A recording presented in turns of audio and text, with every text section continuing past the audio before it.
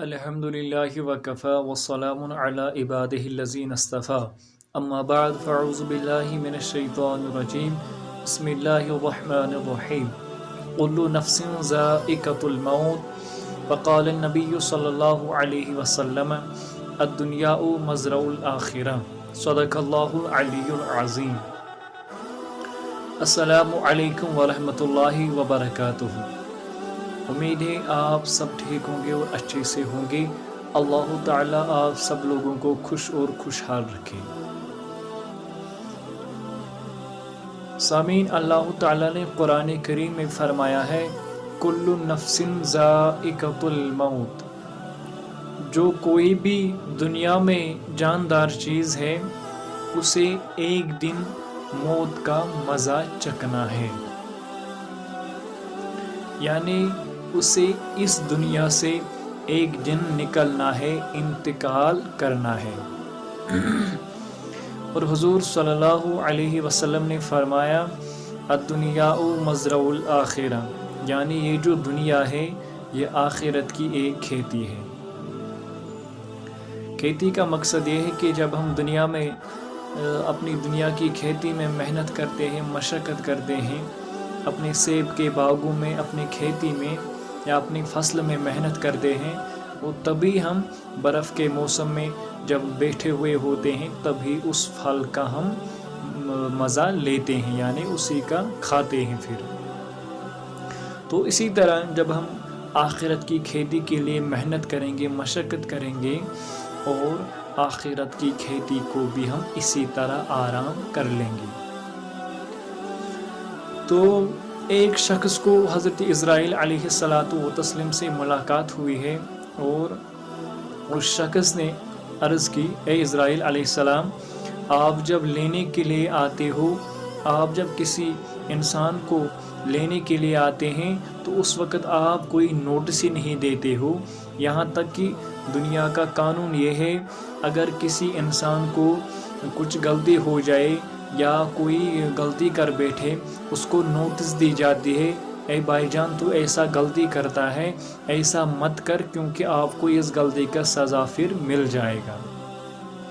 لیکن آپ بنا نوٹس کے ہی آتے ہو، کوئی نوٹس ہی نہیں دیتے ہو۔ تو حضرت اسرائیل نے واپس جواب دیا، کہا آپ کو معلوم نہیں ہے جب آپ کو سر میں درد ہوتا ہے وہ ایک نوٹس ہوتی ہے، اور جب آپ کو پیٹ میں درد ہوتا ہے وہ بھی ایک نوٹس ہی ہوتی ہے، اور جب آپ کے داڑھی یا بال کے سر کے بال جب سفید ہوتے ہیں وہ بھی ایک نوٹس ہوتا ہے، اور یہ بھی ایک نوٹس ہوتا ہے جب آپ کا بڑھاپا آ جائے وہ بھی نوٹس ہے، اور بڑھاپے کے بعد جب آپ کے بچوں کے بچے پیدا ہو جائیں گے، یعنی آپ کے پوتے یا پوتی پیدا ہو جائے وہ بھی ایک نوٹس ہوتا ہے میری طرف سے۔ تو جب میں اب اتنی نوٹس دیتا ہوں، آپ جب نوٹس کو دیکھتے ہی نہیں ہو یا اس کی طرف توجہ ہی نہیں دیتے ہو، وہ میری غلطی نہیں ہے۔ تو اللہ تعالیٰ نے قرآن کریم میں فرمایا ہے، سورہ فاطر کے اندر فرمایا اولم نعمرکم من تذکر فیہ اولم نعمرکم یتذکر فیہ من تذکر وجاءکم النذیر۔ اللہ تعالیٰ نے قرآن کریم میں فرمایا ہے کیا میں نے تمہیں اتنی عمر نہیں دی تھی کہ اگر تم میں سے کوئی نصیحت حاصل کرنا چاہتا تھا تو نصیحت حاصل کر لیتا، یہاں تک کہ ہم نے تمہارے پاس ڈرانے والا بھی بھیجا تھا۔ تو مفسرین کراموں نے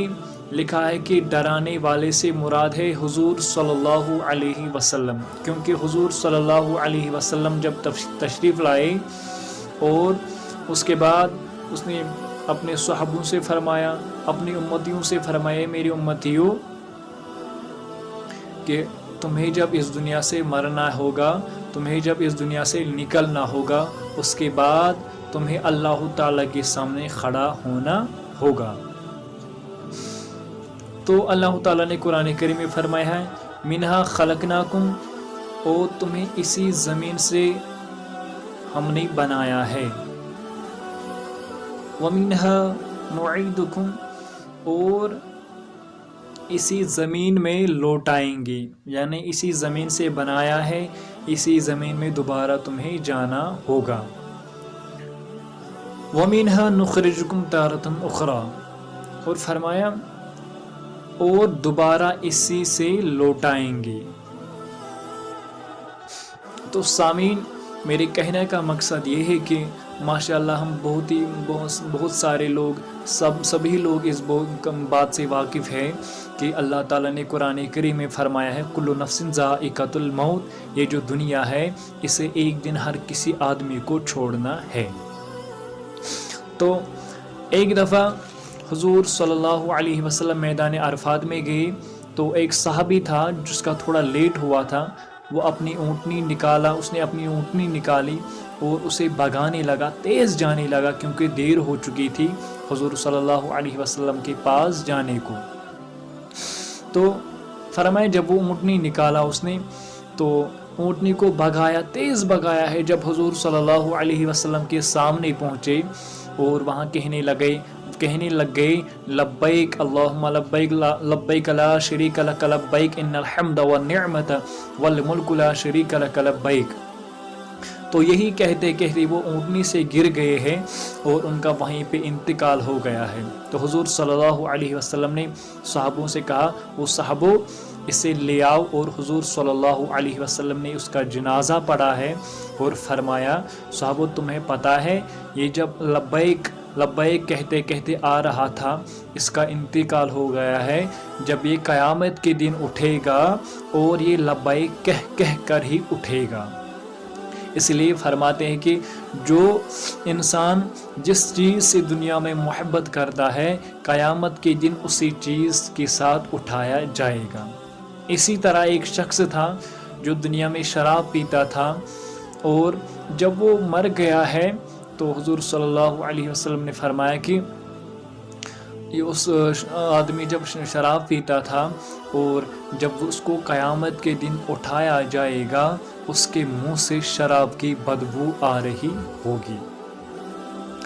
تو میرا مقصد یہ ہے کہ اللہ تعالیٰ نے قرآن کریم میں فرمایا ہے کل نفس ذائقۃ الموت، اسی آیت کا میں نے ترجمہ کیا ہے کہ جب بھی کوئی انسان جو جاندار چیز دنیا میں آئی ہے اسے ایک دن اس دنیا سے رخصت کر کے واپس جانا ہے، اس لیے وہاں کے لیے کچھ تیاری بھی ہونی چاہیے۔